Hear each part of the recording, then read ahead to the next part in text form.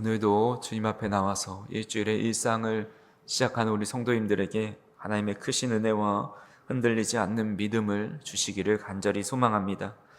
우리가 성막과 또 성막 안에 들어가는 기구들, 또 외형들을 살펴보고 있습니다. 이것들이 사실 글로만 봐서 눈으로 이렇게 잘 그려지지 않기도 하지만 우리가 다 내일 오실 때에는 성막의 그런 그림들을 인쇄해 가지고 로비에 비치해 놓겠습니다. 들어오시면서 하나씩 들고 보시면 좀 더 이해가 되지 않을까 생각이 됩니다. 우리는 지난 시간까지 성막 안에 놓이는 언약궤와 떡상, 등잔대, 그리고 덮개 같은 것들을 살펴보았습니다. 아무리 내부에 귀하고 영광스러운 기구들을 잘 마련해 놓는다고 해도 그 겉을 둘러싸고 있는 성막의 뼈대가 무너지면 아무런 소용이 없습니다. 척박하고 거친 광야 한복판에서 하나님의 거룩한 임재가 머무는 성소는 어떤 강풍과 또 모래바람 속에서도 흔들리지 않을 만큼 견고하게 세워져야 합니다. 그래서 하나님은 이 성막의 벽을 이루는 뼈대를 어떻게 만들어야 하는지 구체적으로 명령하십니다. 이 세밀한 성막의 뼈대 안에는 오늘날 주님의 몸된 교회를, 그리고 흔들리기 쉬운 우리의 신앙을 어떻게 든든하게 세워가야 할지 영적인 원리가 담겨 있습니다. 첫 번째로 살펴볼 것은 우리의 신앙은 구원의 은혜라는 든든한 은받침 위에 세워져야 합니다. 오늘 본문 15절에서 19절에 보시면 하나님은 조각목으로 널판을 만들어서 성막을 세우라고 말씀합니다.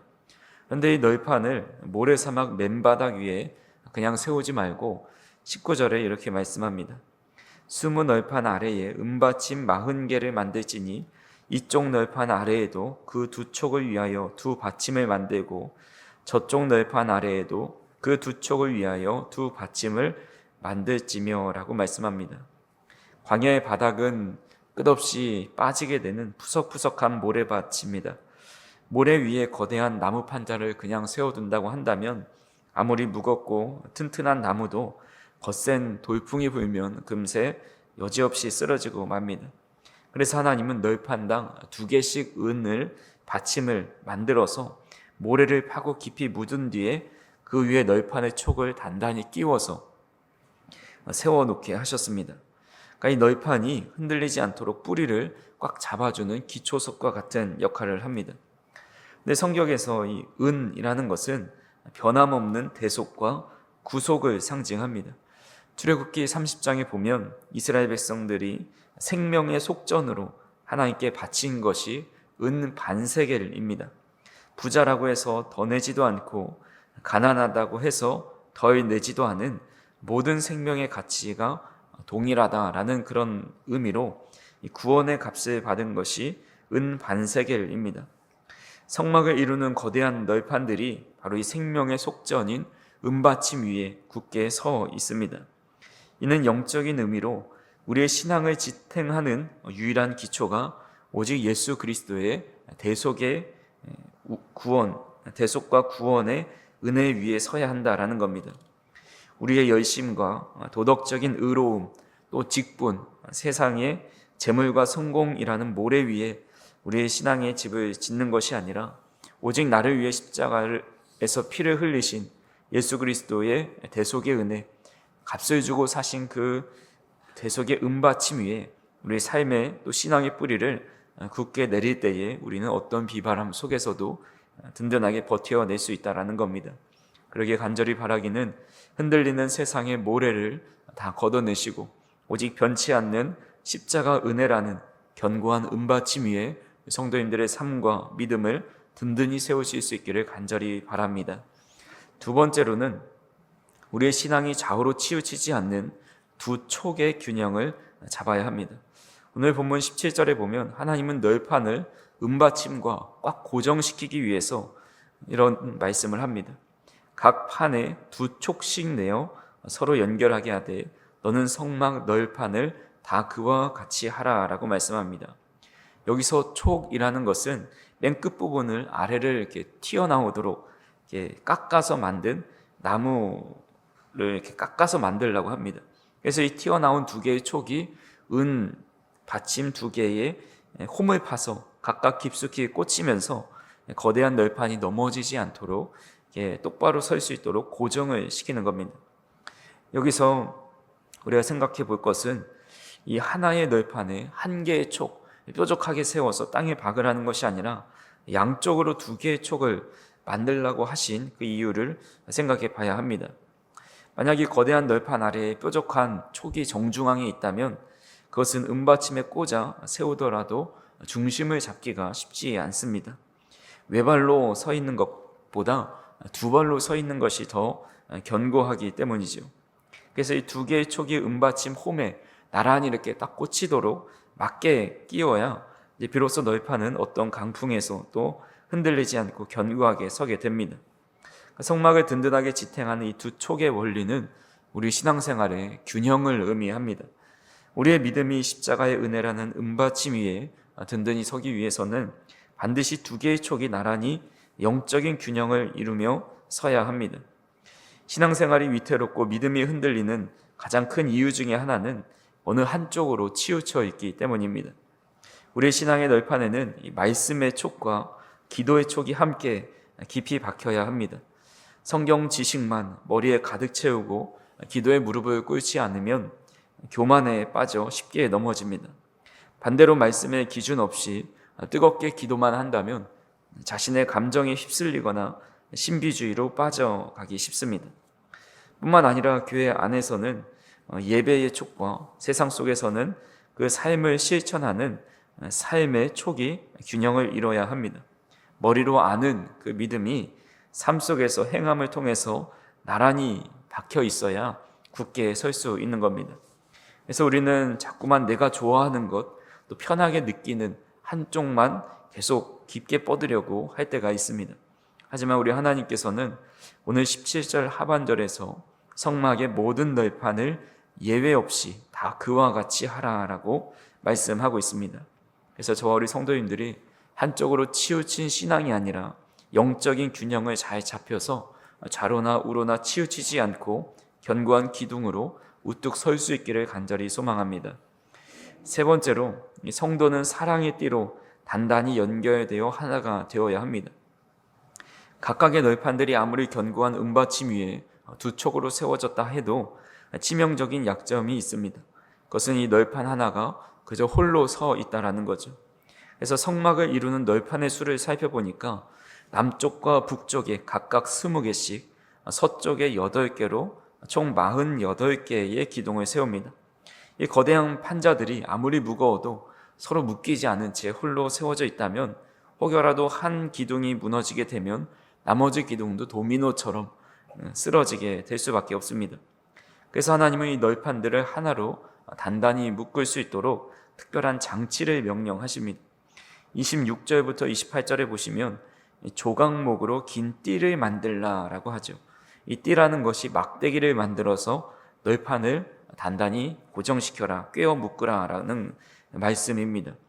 특히 28절에 보면 널판 가운데에 있는 중간 띠는 이 끝에서 저 끝에 미치게 하라라고 말씀합니다.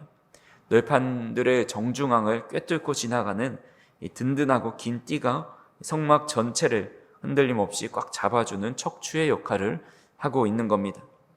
이 띠의 원리는 이 성도들의 신앙생활을 어떻게 해야 되는지 알려줍니다. 아무리 성경 지식이 깊고 기도를 잘한다 해도 나 홀로 굳건하게 서 있는 그 신앙은 작은 시험의 바람 앞에서 맥없이 쓰러질 때가 있습니다. 개인주의 신앙은 사단이 가장 공격하기 좋은 먹잇감이고 사자 앞에 홀로 서 있는 아기 코끼리와 같습니다. 아프리카 반투족의 언어 중에 우분투라는 유명한 말이 있습니다. 우리가 있기에 내가 있다라는 공동체 정신을 뜻하는 말입니다. 어느 인류학자가 아프리카의 어린이들에게 달리기 시합을 시키면서 1등으로 들어가는 아이에게 이 많은 과일 바구니를 주겠다고 약속을 합니다. 그래서 이분이 생각하기로는 아이들이 앞다투어서 이겨서 그것을 쟁취하겠지 그러면서 서로 최선을 다해서 뛸 거라 생각을 했지만 이 아이들은 서로 손을 꽉 나란히 잡고 그 달리기의 결승선에 같이 통과해서 과일을 함께 나눠 먹었다라는 겁니다. 이 놀란 학자가 1등하면 혼자 다 먹을 수 있는데 왜 그렇게 하니? 라고 물으니까 이 아이들이 우분투라고 이야기합니다. 다른 친구들이 다 슬픈데 어떻게 나 혼자만 행복할 수 있나요? 라고 대답을 했다고 합니다. 이 우분투의 정신이 바로 성막의 널판들을 하나로 묶어두는 띠의 정신이고 우리 교회가 반드시 회복해야 할 참된 모습입니다.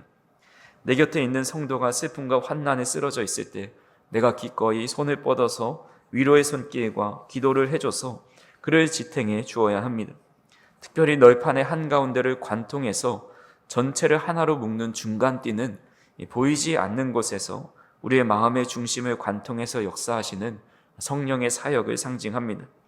고향도 다르고 성격도 다르고 배움의 정도도 다른 우리가 이 교회의 공동체 안에서 한 가족으로 묶일 수 있는 유일한 이유가 하나 있습니다.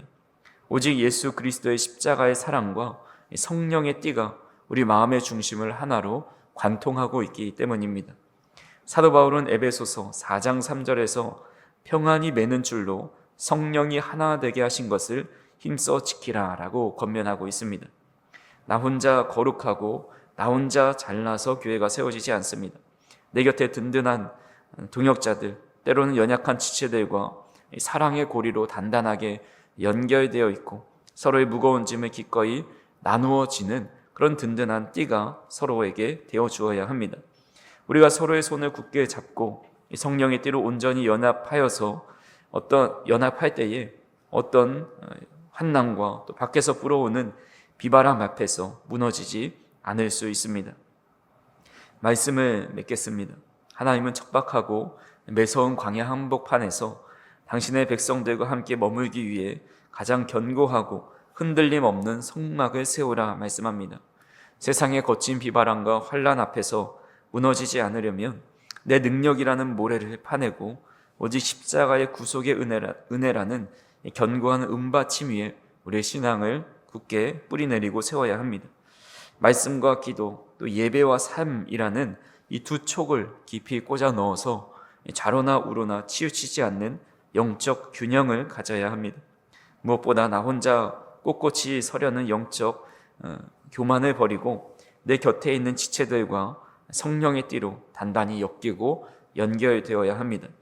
오늘 하루 십자가의 은혜 위에 굳게 서서 균형 잡힌 신앙으로 우리 곁에 있는 지체들을 사랑의 띠로 묶어내는 거룩한 널판이 되실 수 있기를 간절히 소망합니다. 그래서 우리 교회가 이 세상이 그 어떤 폭풍 앞에서도 결코 흔들리지 않는 견고한 하나님의 성전으로 우리 성도님들의 삶이 그렇게 견고한 삶이 되기를 주님의 이름으로 축원합니다. 기도하시겠습니다. 사랑과 은혜가 풍성하신 하나님 아버지, 거센 모래바람이 불어오는 광야 같은 세상 속에서 우리의 연약한 신앙이 무너지지 않도록 거룩한 성막의 뼈대를 통해 영적인 지혜를 깨닫게 하여 주시니 감사를 드립니다. 우리는 그동안 세상의 성공이나 나의 의로움이라는 모래 위에 신앙의 집을 짓고 스스로 안도하며 살아왔음을 고백합니다. 우리의 어리석음을 용서하여 주시고 이제는 헛된 모래를 걷어내고 우리를 위해 피 흘리신 예수 그리스도의 십자가 대속이라는 견고한 은받침 위에 우리의 인생의 뿌리를 깊이 내릴 수 있도록 인도하여 주옵소서. 우리의 신앙이 한쪽으로만 치우쳐 쉽게 요동치 않게 하여 주시고 말씀과 기도, 믿음과 행함이 균형을 이루는 두 촉의 신앙으로 굳게 설 수 있도록 인도하여 주옵소서. 무엇보다 성령께서 메어주시는 평안의 띠로 내 곁의 지체들과 단단히 엮이게 하여 주시고 서로의 짐을 나누어지며 눈물을 닦아주는 진정한 믿음의 공동체로 세워갈 수 있도록 인도하여 주시옵소서. 오늘 하루 우리의 발걸음이 흔들리지 않는 믿음의 널판이 되어서 세상 속에서 하나님의 살아계심을 증거하는 든든한 성전으로 살아갈 수 있도록 인도하여 주시옵소서. 특별히 한 주의 시작을 주님 앞에 나와 기도로 시작하오니 하나님께서 한 주의 삶을 책임져 주시고 지켜주시고 모든 일을 하든지 하나님 안에서 지혜로움과 형통함으로 모든 일을 결정하고 행할 수 있도록 인도하여 주시옵소서. 사랑하는 우리 성도님들, 어디에서 무엇을 하든지 그의 삶과 일터를 지켜 보호하여 주시고 늘 하나님의 은혜 가운데 거할 수 있도록 인도하여 주옵소서. 예수님의 이름으로 기도하옵나이다. 아멘.